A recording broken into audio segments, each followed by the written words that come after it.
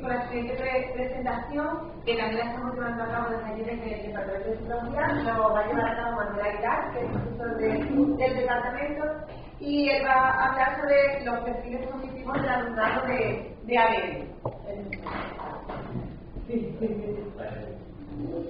Bien, buenas tardes. Voy a sentar aquí.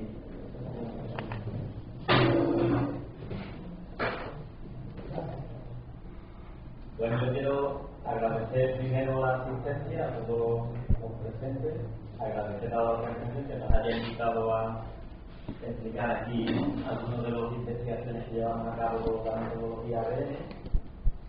Y antes de empezar, ya hacer como una aproximación general y un poco la idea o la conclusión que traemos, porque también trae una serie de datos de análisis estadístico que efectivamente a lo mejor son de menos interés, ¿no?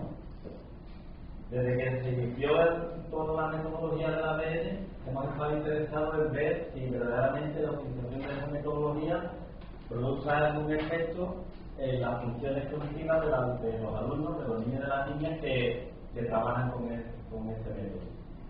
Evidentemente, como después va a exponer el profesor García Cedello, existen herramientas hoy que nos permiten dilucidar si verdaderamente se evidencian estas diferencias o no. Y en este caso aquí, un poco el orden que hemos seguido en la presentación debería de haber ido a lo mejor el profesor García Cedello, porque va a hablar de las bases biológicas o de los cambios que se pueden producir en las ondas cerebrales cuando se calcula a través del método tradicional o a través del ADN. Después esta comunicación o esta presentación tiene que ver con características de perfiles cognitivos de predictores generales, que ahora veremos esta diferencia entre predictores generales y específicos. Y la exposición de Mari Carmen pues ha sido sobre predictores específicos en el aprendizaje del cálculo, ¿no? Y ya digo, la idea básica que hay aquí es que efectivamente cuando hacemos una medida de determinadas características cognitivas de niños y niñas, los estudios descriptivos o las medias descriptivas de los parámetros de las variables que vamos a medir no encontramos diferencias. La idea que yo les voy a exponer es que los niños ABN utilizan de manera más eficaz sus capacidades que los niños que no son ABN. Es un poco la idea básica que hay detrás de esta presentación, ¿no? Bueno, no voy a llenar de muchas teorías o de muchas explicaciones de cómo se produce esta diferencia entre predictores de dominio específico y general, en este caso la explicación del sentido numérico y del aprendizaje matemático temprano, ¿no? Pero cuando hablamos de predictores generales, estamos refiriendo a algunas capacidades cognitivas que de alguna manera servirían para el funcionamiento de otras tareas de rendimiento matemático, numérico, de lectura. ¿Qué podemos hablar ahí? Pues de memoria de trabajo, de memoria de corto plazo, de inteligencia, de características del lenguaje, que serían predictores de carácter general, ¿no? Y después también hablaremos de predictores de carácter específico, que serían algunas características determinadas de los grupos cognitivos que explicarían cómo se adquiere el sentido numérico, cómo se adquiere la habilidad de matemáticas, ¿no? ¿Por qué este interés también? Porque si conocemos algunas de estas características, muchos niños tienen dificultades en el aprendizaje de las matemáticas o del desarrollo numérico, tienen también dificultades en el estudio, ¿no? Y aunque Mari Carmen ha estado explicando ahí algunos de, por ejemplo, de la fundamentación de la estimación en la línea numérica, cada uno de estos modelos, lo que tratan de buscar estos modelos es cuál es el carácter fundacional, es decir, cuál es el núcleo de por qué se aprenden determinadas cosas, ¿no? Y entonces el modelo de Stanislas Dehaene, este francés que es el modelo de ciclo código, ¿no?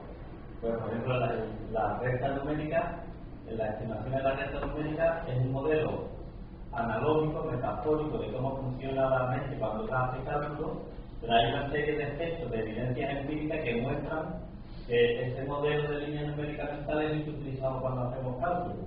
El número es más grande, 5 o 7, en milisegundos, si midiéramos el tiempo, son mucho menos si mucho menos tiempo que si dijéramos que el número es más grande de 34 o 37, aunque la diferencia entre los dos sea de 3. ¿Por qué? Porque nos situamos en esa línea numérica y recorremos todo ese tiempo para dar una respuesta de eso. También dentro de los trabajos de investigación que nosotros hacemos, pues hay el modelo de Gutenberg, por ejemplo, o el modelo de McLaughlin de la máxima y de procesamiento numérico. Gutenberg, por ejemplo, nos pone en evidencia, contrariamente a lo que hemos escuchado esta mañana, de que los humanos nacemos con unas capacidades numéricas innatas. Igual que nacemos con la disposición para el lenguaje, el Trotsky, pues nacemos con estas capacidades innatas. Por lo tanto, todo lo que tiene que ver con que la matemática después tengamos una actitud de aversión hacia la matemática es producto de cómo de las relaciones, de las experiencias que tenemos con la matemática, ¿no? Como ya digo, la investigación trata de encontrar cuál es el núcleo fundacional del desarrollo numérico, ¿no? Entonces, por ejemplo, hay como dos elementos claros. Uno es el tema de la estimación y otro es, vamos a ponerlo aquí, se les va a ver ahora ahí, no sé si han visto ahí, ¿no? Se trata de ver, dale hacia atrás.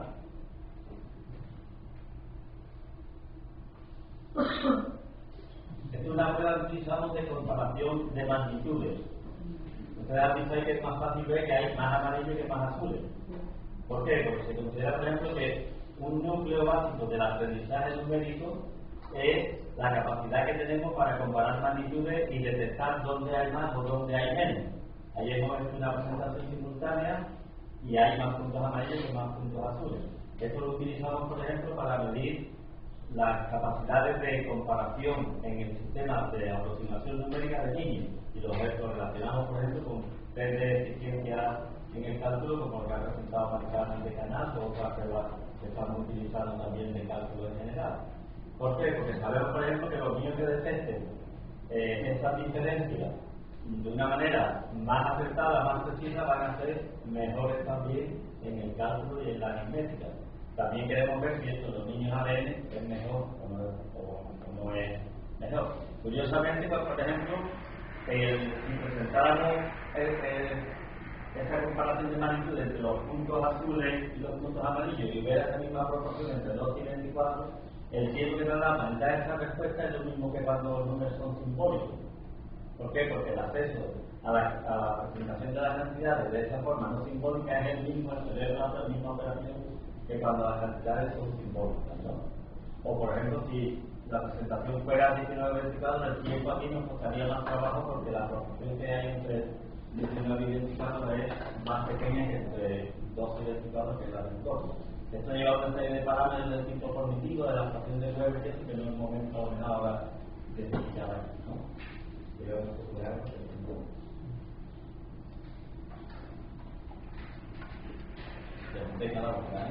Bueno, esta es la tarea que ha aplicado Maricarmen, ¿no?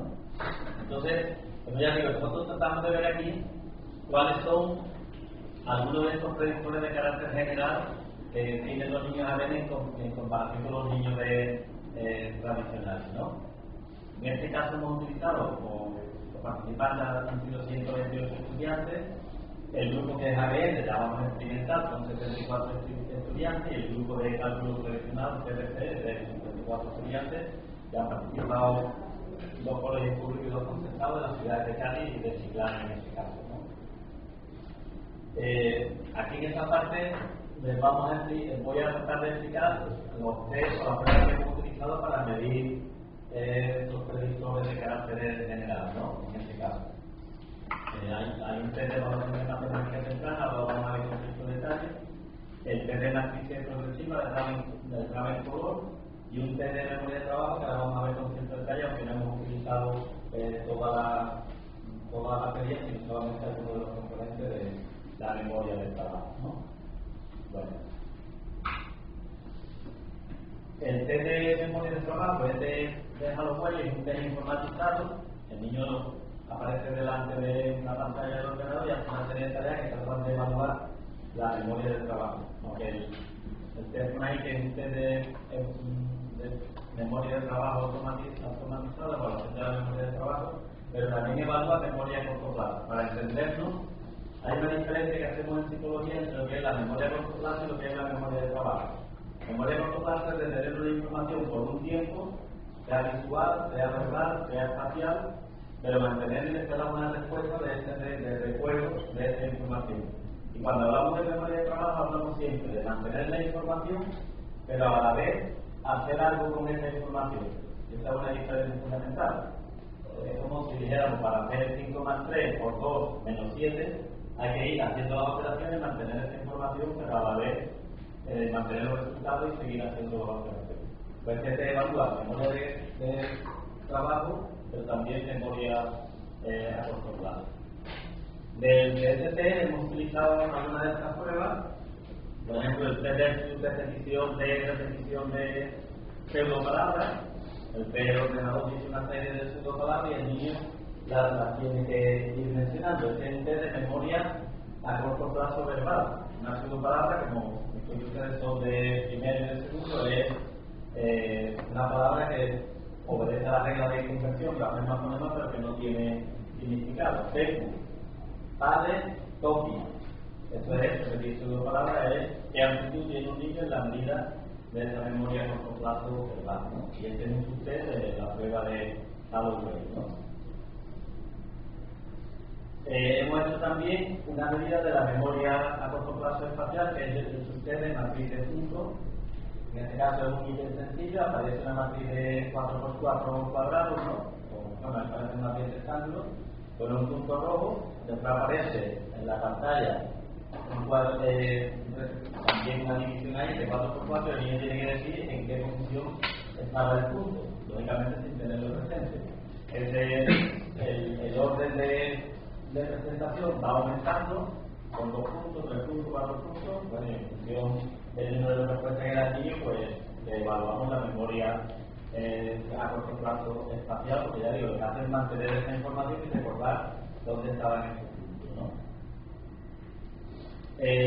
Un test ya, que en este caso sí es de memoria de trabajo, que es un test muy utilizado en la evaluación de los test de inteligencia, es la repetición de dígitos en orden inverso. La repetición de dígitos en orden inverso, bueno, aquí si le he puesto una animación, hay un número, el ordenador dice 839 y el niño tiene que decir 938 los dígitos en orden inverso. Como les decía, este es un ejemplo típico de lo que es medida de memoria de trabajo. Tiene que mantener la información que era 839, pero a la vez mantener y dar la secuencia en orden inverso. Esto es el modelo de memoria de trabajo de la que leí, pues es una medida del ejecutivo central, que pues en muchos modelos también le ponen otro nombre, le ponen el nombre de funciones ejecutivas o funciones atencionales, este tipo de constructos que utilizan los psicólogos.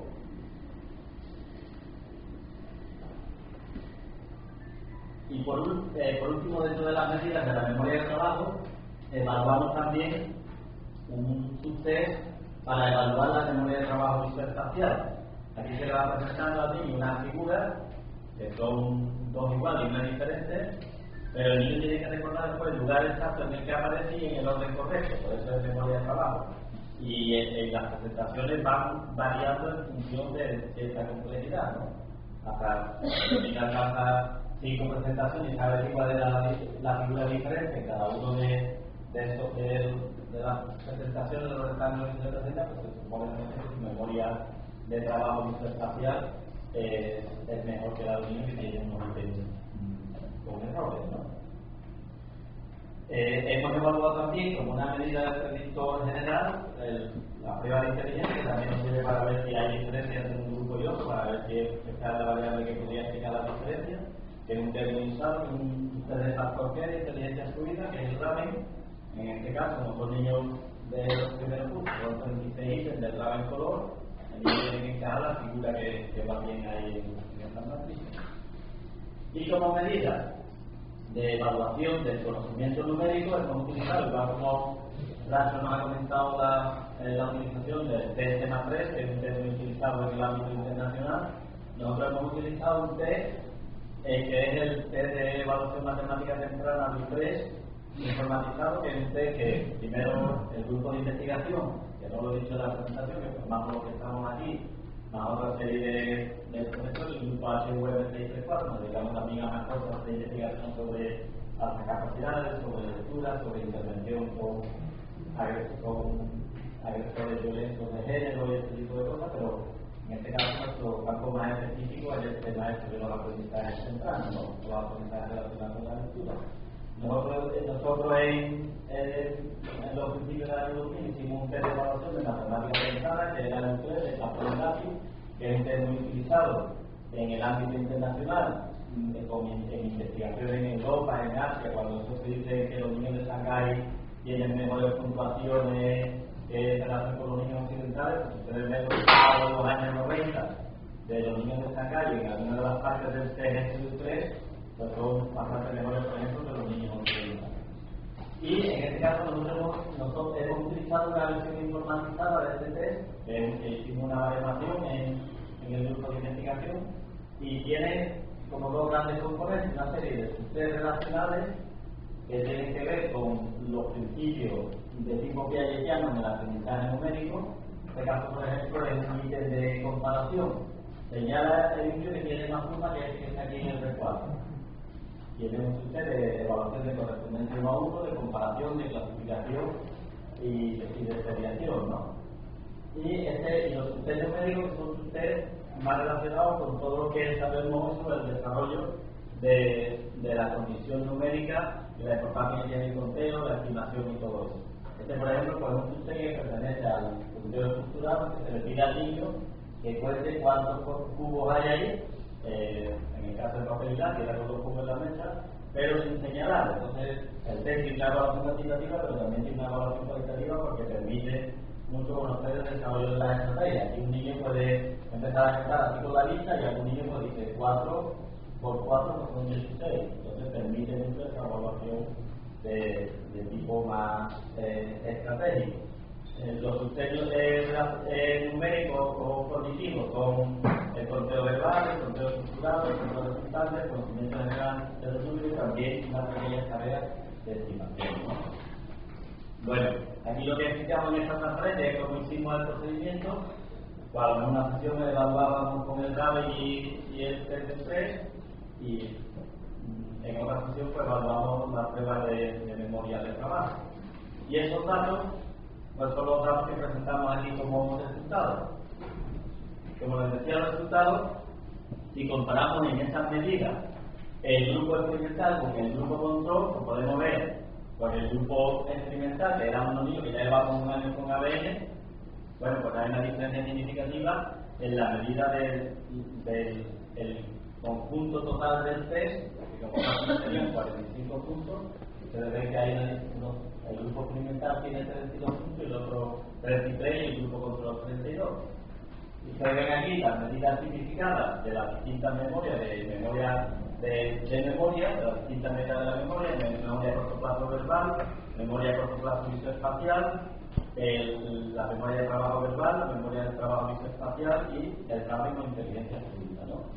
Como les decía, la idea es, ustedes no presentamos ahí las diferencias estadísticas porque no las hay, bueno, tampoco las hay, pero la idea es que después de hacer estos análisis descriptivos hicimos un análisis de regresión. Y eso parece aquí un poquito complicado, pero es fácil de poder entender. Un análisis de regresión es que cuando, lógicamente, las puntuaciones están muy correlacionadas, lo que queremos ver es, de estas variables de predictores generales que hemos comentado, qué influencia tienen en el resultado del TEST-3. ¿Qué peso tiene cada una de estas variables en el resultado de la evaluación de las matemáticas tempranas a través del TEST-3? ¿Y qué es lo que nos dice? Pues este es, por ejemplo, el grupo control. Bueno, como es una regresión que es paso a paso, el sistema informático va haciendo, metiendo las variables que de alguna manera tienen peso en esta explicación, y en este caso el grupo control lo que nos saca son dos modelos, el modelo A y el modelo B, y nos dice cuál es la proporción o la variación que mete las variables que explican el peso que tiene en el grupo control de esas variables de tipo general. Entonces, pues vemos aquí que la inteligencia fluida y los dígitos en orden inverso, pues todo lo que tiene aquí más el peso, pero tiene un peso de 5,262, que es la R cuadrada corregida, que es una medida de esta variabilidad corregida en el grupo, ¿no? Y el grupo de ADN, pues la R corregida es un modelo que mete una serie de variables, mete también la inteligencia fluida, se quita la memoria de trabajo visoespacial y la memoria por contacto verbal mediante la palabra esta de la excepción de repetición de pseudopalabras. Y ustedes ven ahí que la R cuadrada en el grupo experimental, el grupo ADN, mete mucha más explicación con estas tres variables que con el grupo control, ¿no? ¿Qué es lo que significa esto? ¿Cómo entendemos, cómo interpretamos nosotros estos datos? Pues interpretamos que hay variables que coinciden, como puede ser la inteligencia, pero por ejemplo, la memoria de trabajo visoespacial tiene un mayor peso en los niños ADN, posible que a lo mejor por la utilización de la guía de cálculo y todo eso, ¿no? Y nos está indicando que de alguna manera utilizan los componentes de la memoria de trabajo de una forma cuantitativa distinta que los niños que son del grupo control, ¿no? Así que parece que pues digamos que la ganancia del ADN, que es un método de enseñanza alternativo para el aprendizaje matemático, pues desarrolla los procesos generales de dominio general que son cruciales para alcanzar el éxito en matemáticas, ¿no? Y pensamos que, bueno, que una forma que tendremos más específica de dominio científico también muestran esa diferencia, como ha mostrado Marcarmen en el caso de niños también más pequeños y más mayores que los niños del cálculo tradicional. Y ya está, eso es todo.